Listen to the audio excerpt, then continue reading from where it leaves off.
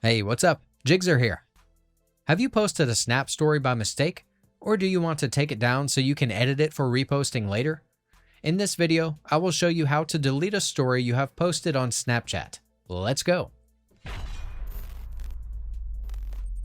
To make sure everything I'm about to discuss works for you as well, see to it that you have the most updated version of Snapchat on your device.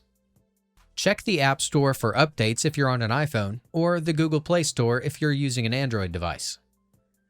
After updating, open Snapchat and go to your profile dashboard. Scroll to the My Stories section and tap to view all your posted stories. Swipe up to access the story settings and scroll through the posts to choose one. Then click the delete button below to confirm. Repeat the process if you want to remove more of your posted stories. Okay, if I've been able to assist you, I would really appreciate it if you could leave a thumbs up and subscribe.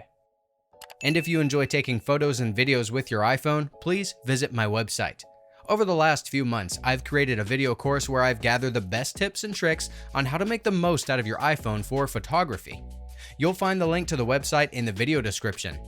Until next time, bye.